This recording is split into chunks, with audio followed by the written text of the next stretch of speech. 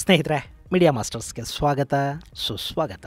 ಗೆಳೆಯರೆ, ನಮಗಾಗ ಪಶ್ಚಿಮದ ದೇಶಗಳು, ಪಶ್ಚಿಮದ ಜನ ಸೆಕ್ಯುಲರಿಸಮ್ನ ಪಾಠ ಮಾಡ್ತಾ ಇರ್ತಾರೆ. ಅದನ್ನು ಕೇಳಿಸ್ಕೊಂಡಾಗ ನೋಡಿದಾಗ ಈ ದೇಶವನ್ನು ಹಿಂದೂ ರಾಷ್ಟ್ರ ಆಗೋದಕ್ಕೆ ನಾವು ಬಿಡೋದಿಲ್ಲ, ಸೆಕ್ಯುಲರ್ ಆಗಿ ಇದು ಮುಂದುವರಿಬೇಕು ಅಂತ ಕೆಲ ಆಧುನಿಕ ಸೆಕ್ಯುಲರ್ಗಳು ಬಾಯಿ ಬಡ್ಕೊಳ್ಳೋದಕ್ಕೆ ಶುರು ಮಾಡಿದಾಗ ನಿಜಕ್ಕೂ ಎಲ್ಲಿಂದ ನಗಬೇಕು ಅನ್ನೋದು ಕೂಡ ಗೊತ್ತಾಗೋದಿಲ್ಲ. ನವರಂಧ್ರಗಳಲ್ಲಿ ಕೂಡ ನಗು ಉಕ್ಕೋದಕ್ಕೆ ಶುರುವಾಗಿಬಿಡುತ್ತೆ. ಈ ರೀತಿಯ ಮಾತುಗಳು ಯಾಕೆ ಬರ್ತವೆ ಗೊತ್ತಾ?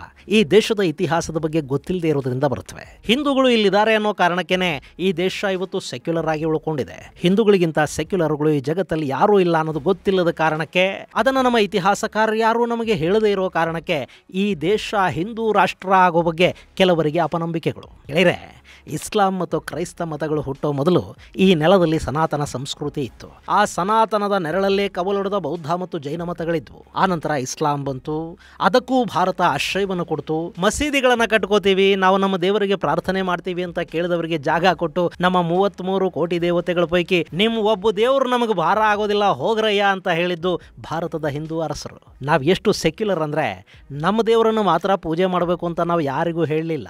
ನಮ್ಮ ದೇವರುಗಳಿಗೂ ಅಷ್ಟೇ ಯಾರಿಗೂ ಜಲಸ್ ಅನ್ನೋದಿಲ್ವೇ ಇಲ್ಲ. ಆ ದೇವರುಗಳಲ್ಲೂ ಒಂದು ಸೌಹಾರ್ದತೆ, ಸಹಬಾಳ್ವೆಯನ್ನು ಏರ್ಪಾಟು ಮಾಡಿದ್ದು ಸನಾತನ ಧರ್ಮ.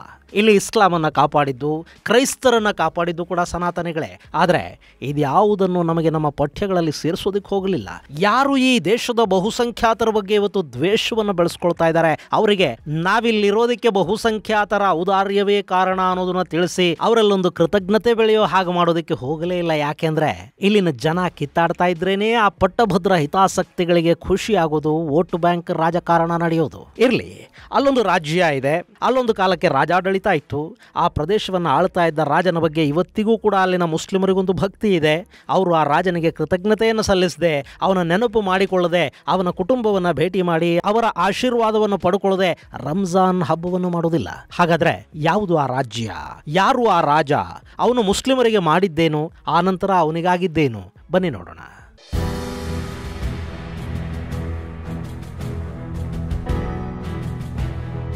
ಗೆಳೆಯರೆ, ನಿಮಗೆ ಗೊತ್ತಿರಬೇಕು, ಇಸ್ಲಾಮಲ್ಲಿ ಅಲ್ಲಾಹು ಹಾಗೂ ಪ್ರವಾದಿ ಬಿಟ್ಟರೆ ಅವರು ಬೇರೆ ಯಾರ ಹೆಸರಲ್ಲೂ ಪ್ರಾರ್ಥನೆಯನ್ನು ಮಾಡೋದಿಲ್ಲ. ಇನ್ನು ಕೆಲ ಕಠುಮುಲ್ಲಾಗಳಿದ್ದಾರೆ, ಅವರು ಭಾರತ ಮಾತಾ ಕಿ ಜೈ ಅಂತ ಕೂಡ ಹೇಳೋದಿಲ್ಲ.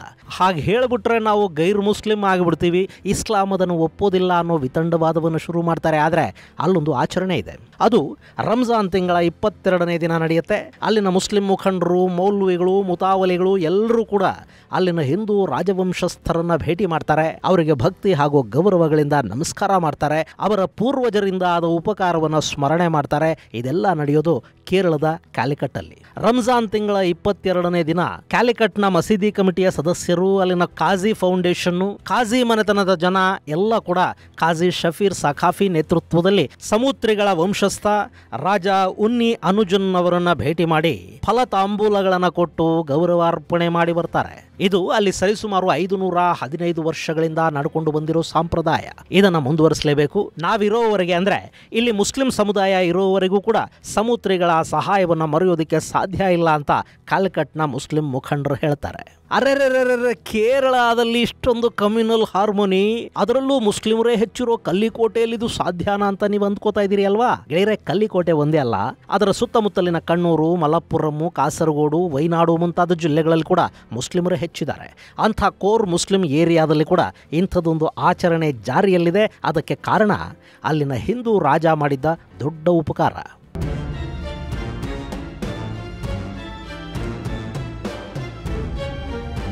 ಸ್ನೇಹಿತರೆ, ನಿಮಗೆ ಗೊತ್ತಲ್ಲ, ನಮ್ಮ ಭಾರತದಲ್ಲಿ ಮೊಟ್ಟ ಮೊದಲ ಮಸೀದಿ ಅಂತ ನಿರ್ಮಾಣ ಆಗಿದ್ದು ಕೇರಳದಲ್ಲಿ. ಇವತ್ತಿನ ತ್ರಿಶೂರು ಜಿಲ್ಲೆಯ ಕೊಡಂಗಲೂರಲ್ಲಿ ಸಾಮಾನ್ಯ ಶಕ 629ರಿಂದ 643 ನಡುವೆ ಚೇರಮಾರನ್ ಜುಮ್ಮಾ ಮಸೀದಿಯ ನಿರ್ಮಾಣ ಆಯಿತು ಅಂತ ಹೇಳ್ತಾರೆ. ಅವತ್ತಿನ ಚೇರ ಅರಸ ಪೆರುಮಾಳ್ ಮಕ್ಕಾಗೆ ಹೋಗಿ ಅಲ್ಲಿ ಪ್ರವಾದಿಯನ್ನು ಭೇಟಿ ಮಾಡಿ ಅವರ ಸಮ್ಮುಖದಲ್ಲಿ ಇಸ್ಲಾಮನ್ನು ಸ್ವೀಕಾರ ಮಾಡ್ತಾನೆ. ಆ ಬಳಿಕ ಕೇರಳಕ್ಕೆ ಅವನು ವಾಪಸ್ಸು ಬರ್ತಾನೆ, ಅಲ್ಲೊಂದು ಮಸೀದಿಯನ್ನು ಕಟ್ತಾನೆ ಅಂತ ಕೆಲವರು ಹೇಳ್ತಾರೆ. ಹೀಗೆ ನಿರ್ಮಾಣ ಆಗಿದ್ದ ಚೇರಮಾರನ್ ಮಸೀದಿಯನ್ನು 1504ರಲ್ಲಿ ಪೋರ್ಚುಗೀಸರು ನಾಶ ಮಾಡ್ತಾರೆ. ಗೆಳೆಯರೆ, 1498ರಲ್ಲಿ ಕಲ್ಲಿಕೋಟೆಗೆ ಬರುವ ವಾಸ್ಕೋ ಡಗಾಮ ಇಲ್ಲಿಂದ ಸಾಂಬಾರು ಪದಾರ್ಥಗಳನ್ನು ತನ್ನ ದೇಶಕ್ಕೆ ತಗೊಂಡು ಹೋಗೋದಕ್ಕೆ ಅಂದರೆ ವ್ಯಾಪಾರಕ್ಕೆ ಅಂತ ಬಂದ. ಇಲ್ಲಿನ ಪರಿಸ್ಥಿತಿ ಹೇಗಿತ್ತು ಅಂದರೆ, ಕೇರಳದ ವರ್ತಕರು ಹಾಗೂ ರಾಜ ಅರಬರ ಜೊತೆ ವ್ಯಾಪಾರ ಸಂಬಂಧವನ್ನು ಇಟ್ಕೊಂಡಿದ್ರು. ರಾಜ ಸಮುತರಿ ಅರಬ್ ವ್ಯಾಪಾರಿಗಳನ್ನ ಬಿಟ್ರೆ ಬೇರೆ ಯಾರಿಗೂ ನಾವು ನಮ್ಮ ಸಾಂಬಾರು ಪದಾರ್ಥಗಳನ್ನ ಮಾರಾಟ ಮಾಡೋದಿಲ್ಲ ಅಂತ ಹೇಳ್ದ. ಅದು ಅಲ್ಲೊಂದು ಸಂಘರ್ಷಕ್ಕೆ ಕಾರಣ ಆಯಿತು. ವಾಸ್ಕೋ ಡ ಗಾಮ ಯುದ್ಧಕ್ಕೆ ನಿಂತ. ಮಲಬಾರ್ ತೀರದ ಉದ್ದಕ್ಕೂ ಒಂದಷ್ಟು ಪ್ರದೇಶಗಳನ್ನು ತನ್ನ ಹಿಡಿತಕ್ಕೆ ತಗೊಳ್ಳೋ ಪ್ರಯತ್ನವನ್ನು ಕೂಡ ಮಾಡ್ದ. ಇಲ್ಲಿನ ವ್ಯಾಪಾರವನ್ನು ಅರಬ್ ಮುಸ್ಲಿಮರು ತಮ್ಮ ಕೈವಶ ಮಾಡಿಕೊಂಡಿದ್ದಾರೆ ಅನ್ನೋದನ್ನ ಸಹಿಸಿಕೊಳ್ಳದೇ ಇರೋದಕ್ಕೆ ಕೂಡ ಪೋರ್ಚುಗೀಸರಿಗೆ ಒಂದಷ್ಟು ಕಾರಣಗಳಿದ್ವು. ಅರಬರು ಅದೇ ಸಾಂಬಾರು ಪದಾರ್ಥಗಳ ಹೆಸರಲ್ಲಿ ಯುರೋಪಿಯನ್ನರನ್ನು ಅಲ್ಲಿ ದೋಚುತ್ತಾ ಇದ್ರು. ಹೀಗಾಗಿ ಆ ವ್ಯಾಪಾರವನ್ನು ನೇರವಾಗಿ ಮಾಡುವ ಮೂಲಕ ಒಂದಷ್ಟು ಲಾಭ ಮಾಡ್ಕೋಬೇಕು, ಒಂದಷ್ಟು ಹಣವನ್ನು ಉಳಿಸಬೇಕು ಅನ್ನೋ ಕಾರಣಕ್ಕೇನೆ ಐರೋಪ್ಯರು ಭಾರತವನ್ನು ಹುಡುಕ್ತಾ ಬಂದದ್ದು. ಇನ್ನು ಹೀಗೆ ಬರೋ ಹಾದಿಯಲ್ಲಿ ಈ ಪೋರ್ಚುಗೀಸರು ಮುಸ್ಲಿಮರಿಂದ ಅನುಭವಿಸಿದ ಸಮಸ್ಯೆಗಳು ಕೂಡ ವಿಪರೀತ ಪ್ರಮಾಣದಲ್ಲಿದ್ವು. ಅವತ್ತಿಗೆ ಯುರೋಪ್ನಿಂದ ಭಾರತದ ಕಡೆಗೆ ಬಂದ ಪೋರ್ಚುಗೀಸರ ಹಡಗುಗಳು ಆಫ್ರಿಕಾ ಖಂಡವನ್ನು ದಾಟಿ ಬರಬೇಕಿತ್ತಲ್ವಾ.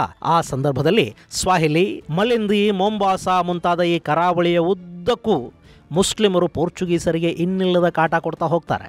ಅವರ ಹಡಗುಗಳ ಮೇಲೆ ದಾಳಿಗಳಾಗುತ್ತವೆ.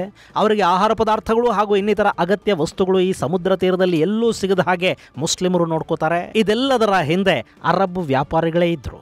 ಕೆಲ ಕಡೆಗಳಲ್ಲಿ ಪೋರ್ಚುಗೀಸರ ಹಡಗುಗಳನ್ನು ಲೂಟಿ ಮಾಡಲಾಯಿತು. ಅದೆಲ್ಲವನ್ನು ಎದುರಿಸಿ ಭಾರತದ ಕರಾವಳಿಗೆ ಬಂದರೆ ಅಲ್ಲೂ ಅರಬ್ ವ್ಯಾಪಾರಿಗಳೇ ತೊಂದರೆ ಕೊಡೋದಕ್ಕೆ ಶುರು ಮಾಡಿದರು. ಇನ್ನು ಕಲ್ಲಿಕೋಟೆಯ ರಾಜ ಸಮುತ್ತರಿ ಕೂಡ ಅರಬ್ ವ್ಯಾಪಾರಿಗಳ ಮಾತು ಕೇಳ್ಕೊಂಡು ಪೋರ್ಚುಗೀಸರ ಜೊತೆ ವ್ಯಾಪಾರ ಮಾಡೋದಕ್ಕೆ ನಿರಾಕರಿಸಿದ್ದು ವಾಸ್ಕೋ ಡ ಗಾಮನನ್ನು ಕೆರಳೋ ಹಾಗೆ ಮಾಡ್ತು. ತನ್ನ ದಾರಿಗೆ ಅಡ್ಡ ನಿಂತ ಮುಸ್ಲಿಮರನ್ನ ಹಾಗೂ ಅರಬ್ ವರ್ತಕರನ್ನ ಸದೆ ಬಡಿಯುವ ನಿರ್ಧಾರಕ್ಕವನು ಬರ್ತಾನೆ. ಹೀಗಾಗಿ ಅಲ್ಲೊಂದು ಯುದ್ಧ ಕೂಡ ಅವನು ಮಾಡಬೇಕಾಗಿ ಬರುತ್ತೆ. ಹೀಗೆ ಅತ್ಯಂತ ಕೆಟ್ಟದಾಗಿ ಆರಂಭಗೊಂಡ ಪೋರ್ಚುಗೀಸರ ಭಾರತದ ಜೊತೆಗಿನ ಸಂಬಂಧ ಆ ನಂತರದ ದಿನಗಳಲ್ಲಿ ಕೂಡ ಹಾಗೆ ಮುಂದುವರಿತಾ ಹೋಯಿತು. ಅವರು ಭಾರತಕ್ಕೆ ಬಂದಾಗಲೆಲ್ಲ ಅರಬರ ಜೊತೆಗಿನ ಸಂಘರ್ಷಗಳು ಕೂಡ ಹಾಗೆ ಮುಂದುವರಿತಾ ಹೋದವು. ಹೀಗಿರುವಾಗಲೇ 1504ರಲ್ಲಿ ಪೋರ್ಚುಗೀಸರ ಸೇನೆ ತ್ರಿಶೂರಿನ ಕುಡಂಗಳೂರು ಮಸೀದಿಯ ಮೇಲೆ ದಾಳಿ ಮಾಡಿತು ಮತ್ತು ಆ ಮಸೀದಿಯನ್ನು ನಾಶ ಕೂಡ ಮಾಡಿತು. ಅದನ್ನು ಮತ್ತೆ ಮರು ನಿರ್ಮಾಣ ಮಾಡೋದಕ್ಕೆ ಅಲ್ಲಿನ ಮುಸ್ಲಿಮರಿಗೆ ಹಿಡಿದದ್ದು ಬರೋಬ್ಬರಿ 200 ವರ್ಷಗಳ ಕಾಲ.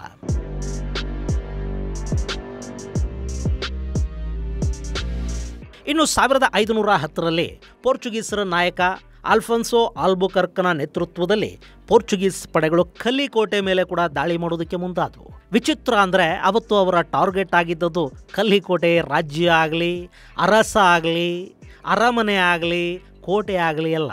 ಬದಲಿಗೆ ಅಲ್ಲಿನ ಮುಸ್ಲಿಂ ಸಮುದಾಯ ಮತ್ತು ಅವರ ಮಿಷ್ಕಲ್ ಮಸೀದಿ. ಈ ಮಸೀದಿ ಪಶ್ಚಿಮ ಕರಾವಳಿಯ ತೀರದಲ್ಲಿದೆ. ಈ ಮಿಷ್ಕಲ್ ಅನ್ನೋ ಪ್ರದೇಶ ಇದೆ ನೋಡಿ, ಇದು 1340ರಿಂದ ಕೂಡ ವ್ಯಾಪಾರಿ ಪ್ರದೇಶವಾಗಿ ಗುರುತಿಸಿಕೊಂಡಿತ್ತು. ಇಲ್ಲಿಂದ ಯುರೋಪ್, ಚೈನಾ, ಯಮನ್ ಹಾಗೂ ಪರ್ಷಿಯಾಗಳಿಗೆ ಸಾಕಷ್ಟು ಸರಕು ಸರಂಜಾಮುಗಳು ಹೋಗ್ತಾ ಇದ್ವು. ಇಂಥ ಪ್ರದೇಶವನ್ನು ವಶಕ್ಕೆ ಪಡೆಯೋದಕ್ಕೆ ಪೋರ್ಚುಗೀಸರು 1510ರಲ್ಲಿ ಪ್ರಯತ್ನವನ್ನು ಮಾಡ್ತಾರೆ. ಅಷ್ಟೊತ್ತಿಗಾಗಲೇ ಆಲ್ಬುಕರ್ಕ್ ವಿಜಯನಗರ ಸಾಮ್ರಾಜ್ಯದ ನೆರವಿನೊಂದಿಗೆ ಗೋವಾದಿಂದ ಬಿಜಾಪುರದ ಸುಲ್ತಾನರನ್ನ ಸೋಲಿಸಿ ಓಡಿಸಿ ಆಗಿತ್ತು. ಗೋವೆ ಸಂಪೂರ್ಣವಾಗಿ ಪೋರ್ಚುಗೀಸರ ವಶ ಆಗಿತ್ತು. ಭಾರತದ ದೊಡ್ಡ ಸಾಮ್ರಾಜ್ಯ ಅಂತ ಗುರುತಿಸ್ಕೊಳ್ತಾ ಇದ್ದ ವಿಜಯನಗರ ಸಾಮ್ರಾಜ್ಯ ಪೋರ್ಚುಗೀಸರ ಸ್ನೇಹಕ್ಕೆ, ಅವರ ವ್ಯಾಪಾರಕ್ಕೆ, ಅವರು ತಂದುಕೊಡ್ತಾ ಇದ್ದ ಅತ್ಯುತ್ತಮ ಕುದುರೆಗಳಿಗೆ ಮನಸೋತಿತ್ತು. ಗೆಳೆಯರೆ, ಇಲ್ಲಿ ವಿಜಯನಗರ ಪೋರ್ಚುಗೀಸರನ್ನ ಹತ್ತಿರ ಬಿಟ್ಟುಕೊಳ್ಳೋದಕ್ಕೆ ಕೂಡ ಒಂದು ಕಾರಣ ಆಯಿತು. ಅವತ್ತಿಗೆ ಸಮುದ್ರ ವ್ಯಾಪಾರವನ್ನು ಹೆಚ್ಚು ಮಾಡ್ತಾ ಇದ್ದದ್ದು ಅರಬರು. ಅವರು ಅತ್ಯುತ್ಕೃಷ್ಟ ಅರಬ್ ಕುದುರೆಗಳನ್ನು ತಗೊಂಡು ಭಾರತಕ್ಕೆ ಬರ್ತಾ ಇದ್ರು. ಅವು ಹಿಂದೂ ರಾಜರಿಗೆ ಸಿಗ್ತಾ ಇರಲಿಲ್ಲ. ಇಲ್ಲಿನ ಮುಸ್ಲಿಂ ಸುಲ್ತಾನರಿಗೆ ಅವುಗಳನ್ನು ಮಾರಾಟ ಮಾಡಿ ಇನ್ನೂ ಉಳಿದ್ರೆ ಮತ್ತು ಹೆಚ್ಚು ಬೆಲೆ ಸಿಕ್ಕರೆ ಮಾತ್ರ ಹಿಂದೂಗಳಿಗೆ ಕುದುರೆಗಳನ್ನು ಮಾರ್ತಾ ಇದ್ದದ್ದು. ಇದರಿಂದ ಏನಾಗ್ತಿತ್ತು ಅಂದರೆ, ವಿಜಯನಗರದ ಸುತ್ತ ಇದ್ದ ಬಿಜಾಪುರ, ಬೀದರ್, ಬಿರಾರ್ ಮುಂತಾದ ಸುಲ್ತಾನರ ಸೇನೆಗಳಲ್ಲಿ ಬಲಿಷ್ಠ ಅರಬ್ ಕುದುರೆಗಳಿದ್ರೆ ವಿಜಯನಗರದ ಸೇನೆಯಲ್ಲಿ ದೇಸಿ ಕುದುರೆಗಳು ಜಾಗ ಪಡ್ಕೊಂಡಿದ್ವು. ಹೀಗಿರುವಾಗಲೇ ಪೋರ್ಚುಗೀಸರು ಬಂದರು ನೋಡಿ. ಅವರೂ ಕುದುರೆಗಳನ್ನು ತಗೊಂಡು ಬಂದರು. ಅವರು ಹಿಂದೂ ಮುಸ್ಲಿಂ ಅಂತಲ್ಲದೆ ವ್ಯಾಪಾರ ಮಾಡೋದಕ್ಕೆ ನಿಂತರು. ಯಾರು ಹಣ ಕೊಡ್ತಾರೆ ಅವರಿಗೆ ಕುದುರೆಗಳು ಸಿಗ್ತಾ ಹೋದವು. ಸೊ ವಿಜಯನಗರಕ್ಕೆ ಇದೇ ಬೇಕಾಗಿತ್ತು. ಅವರು ಅರಬ್ ವ್ಯಾಪಾರಿಗಳ ಏಕಸ್ವಾಮ್ಯವನ್ನು ಮುರಿದ ಪೋರ್ಚುಗೀಸರನ್ನ ತಮ್ಮ ಹತ್ತಿರಕ್ಕೆ ಬಿಟ್ಟುಕೊಂಡ್ರು. ಇನ್ನು ಆಲ್ಬುಕರ್ಕ್ ತನಗೆ ಕರಾವಳಿಯಲ್ಲಿ ಯಾವ ವ್ಯಾಪಾರ ಪ್ರತಿಸ್ಪರ್ಧೆನೂ ಇರಬಾರದು ಅಂತ ಬಯಸಿದ. ಆ ಸಂದರ್ಭದಲ್ಲಿ ಅವನ ಕಣ್ಣಿಗೆ ಬಿದ್ದದ್ದು ಮಿಷ್ಕಲ್. ಗೆಳೆಯರೆ, ಅವತ್ತಿಗದೊಂದು ವ್ಯಾಪಾರಿ ಕೇಂದ್ರ. ವ್ಯಾಪಾರಕ್ಕೆ ಅಂತ ಬರ್ತಿದ್ದ ಅರಬರು ಇಲ್ಲೂ ಒಂದೊಂದು ಮದುವೆ ಮಾಡ್ಕೊಂಡು ಅವರನ್ನ ಮತಾಂತರಿಸಿ ಮಿಷ್ಕಲ್ನಲ್ಲಿ ಕೂಡ ಒಂದೊಂದು ಸಂಸಾರಗಳನ್ನು ಹೂಡಿದ್ರು. ಜೊತೆಗೆ ಅಲ್ಲಿನ ಒಂದಷ್ಟು ಜನರನ್ನು ಕೂಡ ಇಸ್ಲಾಮಿಗೆ ಮತಾಂತರಗೊಳಿಸಲಾಗಿತ್ತು. ಹೀಗಾಗಿ ಮಿಷ್ಕಲ್ ಪ್ರದೇಶದಲ್ಲಿ ಮುಸ್ಲಿಮರ ಸಂಖ್ಯೆ ಹೆಚ್ಚಾಗಿತ್ತು. ಅವರಲ್ಲೊಂದು ಮಸೀದಿಯನ್ನು ಕೂಡ ನಿರ್ಮಾಣ ಮಾಡಿಕೊಂಡಿದ್ರು. ಅರಬ್ ವ್ಯಾಪಾರಿಗಳ ಹಣದಲ್ಲಿ ನಿರ್ಮಾಣವಾದ ಮಸೀದಿ. ಜೊತೆಗೆ ಅರಬರು ಇಲ್ಲಿಗೆ ಬರ್ತಾ ಇದ್ರು. ಹೀಗಾಗಿ ಮಸೀದಿ ತುಂಬಾನೇ ಫೇಮಸ್ ಕೂಡ ಆಗಿತ್ತು. ಅಲ್ಲಿಂದಲೇ ವ್ಯಾಪಾರ ವಹಿವಾಟುಗಳು ನಡೀತಾ ಇದ್ವು. ಅಲ್ಲಿಂದಲೇ ಅವರು ಒಂದಾಗಿ ಆಗಾಗ ಪೋರ್ಚುಗೀಸರ ಮೇಲೆ ದಾಳಿ ಮಾಡ್ತಾ ಇದ್ರು. ಯಾರ ಜೊತೆ ವ್ಯಾಪಾರ ಮಾಡಬೇಕು, ಯಾರ ಜೊತೆ ಮಾಡಬಾರದು ಅನ್ನೋದು ಕೂಡ ಆ ಮಸೀದಿಯಲ್ಲೇ ನಿರ್ಧಾರ ಆಗ್ತಾ ಇತ್ತು. ಹೀಗಾಗಿ ಆ ಮಸೀದಿಯನ್ನ ನಾಶ ಮಾಡಬೇಕು ಅಂದ್ಕೊಂಡ ಅಲ್ಫೋನ್ಸೋ ಡಿ ಆಲ್ಬುಕರ್ಕ್. ಹೀಗಾಗಿ ಪೋರ್ಚುಗೀಸರ ಸೇನೆ ಅಲ್ಲಿನ ಮುಸ್ಲಿಂ ಕುಟುಂಬಗಳ ಮೇಲೆ ದಾಳಿ ಮಾಡಿತು. ಅಲ್ಲಿ ಊರನ್ನೇ ಬೆಂಕಿಗೆ ಆಹುತಿ ಕೊಡಲಾಯಿತು. ಪೋರ್ಚುಗೀಸು ಸೈನಿಕರ ಅಟ್ಟಹಾಸಕ್ಕೆ ಸ್ಥಳೀಯ ಮುಸ್ಲಿಮರು ಬೆಚ್ಚಿ ಬಿದ್ದರು. ಕೆಲವರು ಪ್ರಾಣ ಉಳಿಸ್ಕೊಳ್ಳೋದಕ್ಕೆ ಓಡ್ ಹೋದ್ರೆ ಮತ್ತೆ ಕೆಲವರು ಕಲ್ಲಿಕೋಟೆಯ ಅರಸ ಸಮುತ್ತರಿ ಬಳಿ ಬಂದು ಪೋರ್ಚುಗೀಸರ ದಾಳಿ ಬಗ್ಗೆ ಹೇಳಿ ತಮ್ಮನ್ನು ಕಾಪಾಡುವಂಥ ರಕ್ಷಣೆಯನ್ನು ಕೇಳಿದರು. ಅಷ್ಟೊತ್ತಿಗಾಗಲೇ ಕೊಡಂಗಳೂರಿನ ಮಸೀದಿ ಧ್ವಂಸವಾದ ವಿಷಯ ಸಮುತ್ತರಿಗೆ ಗೊತ್ತಿತ್ತು. ಹೀಗಾಗಿ ಅವನು ತನ್ನ 500 ಜನ ಬಲಿಷ್ಠ ನಾಯರ್ ಪಡೆಯನ್ನು ಮಿಷ್ಕಲ್ಗೆ ಕಳುಹಿಸಿಕೊಟ್ಟ. ಹೀಗೆ ಬಂದ ನಾಯರ್ ಸೇನೆ ಮುಸ್ಲಿಮರಿಗಾಗಿ ಅಲ್ಲಿ ಪೋರ್ಚುಗೀಸರ ವಿರುದ್ಧ ಕಾದಾಡೋದಕ್ಕೆ ನಿಂತುಕೊಳ್ಳುತ್ತೆ. ಅಲ್ಲಿನ ಭಯಾನಕ ಕದನದಲ್ಲಿ ನಾಯರ್ ಸೇನೆ ಮೇಲುಗೈಯನ್ನು ಸಾಧಿಸುತ್ತೆ. ಅವರು ಪೋರ್ಚುಗೀಸರನ್ನಲ್ಲಿಂದ ಓಡಿಸ್ತಾರೆ. ಅವತ್ತು ಹಾಗೆ ತಕ್ಷಣ ನಾಯರ್ ಸೇನೆ ಬಾರದೇ ಇದ್ದಿದ್ರೆ ಅಲ್ಲಿನ ಮಸೀದಿ ಉಳಿತಲೇ ಇರಲಿಲ್ಲ. ಅದನ್ನು ಪೋರ್ಚುಗೀಸರು ಸುಟ್ಟು ಹಾಕೋ ಸಾಧ್ಯತೆ ಕೂಡ ಇತ್ತು. ಆದರೆ ಅದನ್ನು ಸಮುತ್ತರಿಗಳು ತಪ್ಪಿಸಿದ್ರು. ಅಷ್ಟೇ ಅಲ್ಲದೆ ಪೋರ್ಚುಗೀಸರನ್ನು ಅಲ್ಲಿಂದ ಓಡಿಸಿದ ನಂತರ ಸಮುತ್ತರಿ ಅಲ್ಲಿನ ಮುಸ್ಲಿಮರಿಗೆ ಮತ್ತೆ ಮನೆಗಳನ್ನು ಕಟ್ಕೊಳ್ಳೋದಕ್ಕೆ ಹಾಗೂ ಜೀವನ ಮಾಡೋದಕ್ಕೆ ಬೇಕಾದ ವ್ಯವಸ್ಥೆಗಳನ್ನು ಮಾಡಿಕೊಡ್ತಾನೆ. ನಾಶ ಆಗಿದ್ದ ಆ ಊರನ್ನು ಮತ್ತೆ ನಿರ್ಮಿಸಿಕೊಡ್ತಾನೆ. ಈ ಘಟನೆ ನಡೆದ 60 ವರ್ಷಗಳ ನಂತರ ಮತ್ತೆ ಸಮುತ್ತರಿ ಈ ಮಸೀದಿಗೆ ದೊಡ್ಡ ಕೊಡುಗೆಯನ್ನು ಕೊಟ್ಟ. ಅವತ್ತಿಗೆ ಪೋರ್ಚುಗೀಸರ ವಶದಲ್ಲಿದ್ದ ಚಲಿಯಂ ಕೋಟೆಯನ್ನು ಈ ಸಮುತ್ತರಿಗಳು ತಮ್ಮ ವಶಕ್ಕೆ ತಗೋತಾರೆ. ನೀವಿಲ್ಲಿ ಮ್ಯಾಪಲ್ಲಿ ನೋಡ್ತಾ ಇದ್ದೀರಲ್ಲ, ಇದು ಚಲಿಯಂ ಕೋಟೆ. ಇದು ಕಲ್ಲಿಕೋಟೆಗೆ ತುಂಬಾ ಹತ್ತಿರದಲ್ಲಿದ್ದು ಕೋಟೆ. ಇದನ್ನು ಪೋರ್ಚುಗೀಸರು ತಮ್ಮ ವಶಕ್ಕೆ ಪಡ್ಕೊಂಡಿದ್ರು. ಆ ಬಳಿಕ ಮತ್ತೆ ಸಮುತ್ತರಿಗಳು ಇದನ್ನು ತಾವು ವಶಪಡಿಸ್ಕೊಳ್ತಾರೆ. ಈ ಕೋಟೆಯನ್ನು ವಶ ಪಡೆದ ಸಂದರ್ಭ ಕೂಡ ಭಾರತದ ಇತಿಹಾಸದಲ್ಲಿ ಅತ್ಯಂತ ಮಹತ್ವದ ಸಂದರ್ಭ ಅನ್ನಿಸ್ಕೊಳ್ಳುತ್ತೆ. ಯಾಕೆಂದ್ರೆ ಅಷ್ಟೊತ್ತಿಗೆ ವಿಜಯನಗರ ಸಾಮ್ರಾಜ್ಯದ ಪತನ ಆಗಿತ್ತು. ಶಾಹಿ ಸುಲ್ತಾನರು ಪ್ರಬಲರಾಗಿದ್ರು. ಹೀಗಾಗಿ ಕಲ್ಲಿಕೋಟೆಯ ಸಮುತ್ತರಿ ಬಿಜಾಪುರ ಹಾಗೂ ಅಹಮದ್ ನಗರದ ಸುಲ್ತಾನರ ಜೊತೆ ಸೇರಿ ಪೋರ್ಚುಗೀಸರ ಬಲವನ್ನು ಮುರಿದು ಬಿಡೋ ಪ್ಲಾನ್ ಮಾಡ್ದ. ಪೋರ್ಚುಗೀಸರ ಹಿಡಿತದಲ್ಲಿದ್ದ ಗೋವಾ ಮತ್ತು ಇನ್ನಿತರ ಪ್ರದೇಶಗಳ ಮೇಲೆ ಬಿಜಾಪುರ ಹಾಗೂ ಅಹಮದ್ ನಗರನ ಸುಲ್ತಾನರು ದಾಳಿ ಮಾಡಬೇಕು. ಕಲ್ಲಿಕೋಟೆಯ ಸುತ್ತಮುತ್ತಲಿನ ಪ್ರದೇಶಗಳ ಮೇಲೆ ಸಮುತ್ತರಿಯ ಸೇನೆ ದಾಳಿ ಮಾಡಬೇಕು ಅನ್ನೋ ಒಪ್ಪಂದ ಆಯಿತು. ಅದರ ಪ್ರಕಾರ ಸಮುತ್ತರಿ ತನ್ನ ಸೇನಾ ನಾಯಕ ಮಂಗನ್ ಚಟ್ಟನ ನೇತೃತ್ವದಲ್ಲಿ ಚೆಲಿಯನ್ ಕೋಟೆಗೆ ಮುತ್ತಿಗೆಯನ್ನು ಹಾಕ್ತಾನೆ.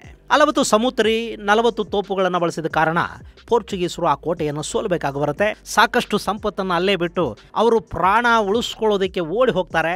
ಹೀಗಾಗಿ ಚೆಲಿಯನ್ ಕೋಟೆ ಸಮುತ್ತರಿಗಳ ಪಾಲಾಗುತ್ತೆ. ಆ ಬಳಿಕ ಅಲ್ಲಿ ಸಿಕ್ಕ ಸಂಪತ್ತಿನ ಪೈಕಿ ಬಹುಪಾಲನ ಸಮುತ್ತರಿ ಈ ಮುಷ್ಕಲ್ ಮಸೀದಿಯ ಮರು ನಿರ್ಮಾಣಕ್ಕಾಗಿ ಕೊಡ್ತಾನೆ.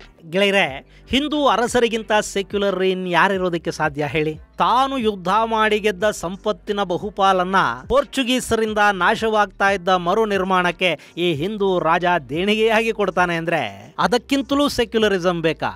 ಇನ್ನು ಈ ಸಮುತ್ತರಿ ಅವತ್ತು ಪೋರ್ಚುಗೀಸರ ಜೊತೆಗೂ ವ್ಯಾಪಾರ ಮಾಡ್ತೀನಿ, ಅರಬರ ಜೊತೆಗೂ ವ್ಯಾಪಾರ ಮಾಡ್ತೀನಿ ಅಂತ ಹೇಳ್ಬಿಟ್ಟಿದ್ರೆ ಅಲ್ಲಿ ಪೋರ್ಚುಗೀಸರು ಭಾರತದ ಕರಾವಳಿಯ ಮೇಲೆ ದಾಳಿ ಮಾಡಬೇಕಾದ, ಇಲ್ಲಿನ ಕೋಟೆಗಳಿಗಾಗಿ ಯುದ್ಧ ಮಾಡಬೇಕಾದ ಅಗತ್ಯನೇ ಬರ್ತಾ ಇರಲಿಲ್ಲ. ಅವರು ಭಾರತದಿಂದ ತಮಗೆ ಬೇಕಾದ ಸಾಂಬಾರು ಪದಾರ್ಥಗಳನ್ನ ಖರೀದಿ ಮಾಡ್ಕೊಂಡು ತಗೊಂಡು ಹೋಗ್ಬಿಡ್ತಾ ಇದ್ರು. ಮತ್ತೆ ಬರ್ತಿದ್ರು, ಮತ್ತೆ ಖರೀದಿ ಮಾಡ್ತಾ ಇದ್ರು, ಮತ್ತೆ ತಗೊಂಡು ಹೋಗ್ತಾ ಇದ್ರು. ಅಲ್ಲೊಂದು ವ್ಯಾಪಾರ ಸಂಬಂಧ ನಿರ್ಮಾಣ ಆಗ್ತಾ ಇತ್ತೆ ಹೊರತು ಅವರು ಭಾರತವನ್ನು ಆಕ್ರಮಿಸಿಕೊಂಡು ಆಳುವ ಸನ್ನಿವೇಶ ಬರ್ತಲೇ ಇರಲಿಲ್ಲ. ಇನ್ನು ಪೋರ್ಚುಗೀಸರು ಮಸೀದಿಯನ್ನು ನಾಶ ಮಾಡಿ ಮುಸ್ಲಿಮರನ್ನು ಕೊಲ್ಲುವಾಗ ಅದಕ್ಕೂ ನನಗೂ ಏನ್ ಸಂಬಂಧ, ಅವರು ಕೆಡುತ್ತಾ ಇರೋದು ನಮ್ಮ ಮಂದಿರವನ್ನಲ್ಲವಲ್ಲ ಅಂತ ಸಮುತ್ತರಿ ಸುಮ್ಮನಿರಬಹುದಿತ್ತು. ಆದ್ರೆ ಶರಣು ಬಂದವರನ್ನ ಕಾಪಾಡು ಅನ್ನೋದು ಸನಾತನ ಸಂಸ್ಕಾರ. ಹೀಗಾಗಿ ಅವನು ಕಾಪಾಡಿ ಅಂತ ಬಂದವರ ನೆರವಿಗೆ ನಿಂತ್ಕೊಂಡ. ಅವರ ಮತಧರ್ಮಗಳು ಯಾವುವು ಅನ್ನೋದನ್ನ ನೋಡೋದಕ್ಕೆ ಹೋಗಲೇ ಇಲ್ಲ. ಈಗ ಹೇಳಿ, ಹಿಂದೂಗಳಿಗಿಂತ ಒಳ್ಳೆಯವರು, ನಮಗಿಂತ ಸೆಕ್ಯುಲರ್ಗಳು ಜಗತ್ತಲ್ಲಿ ಬೇರೆ ಯಾರಾದರೂ ಇದ್ದಾರಾ? ಮಸೀದಿ ಕಟ್ತೀವಿ ಅಂತ ಬಂದವರಿಗೆ ನಮ್ಮ ಎಲ್ಲ ಅರಸರು ಜಾಗ ಕೊಟ್ಟರು, ಯಾವುದನ್ನು ಅವರು ಕೆಡುವುದಕ್ಕೆ ಹೋಗಲಿಲ್ಲ. ಭಾರತ ಕಟ್ಟೋದನ್ನು ಕಲಿಸ್ತೇ ಹೊರತು ಕೆಡುವುದನ್ನಲ್ಲ.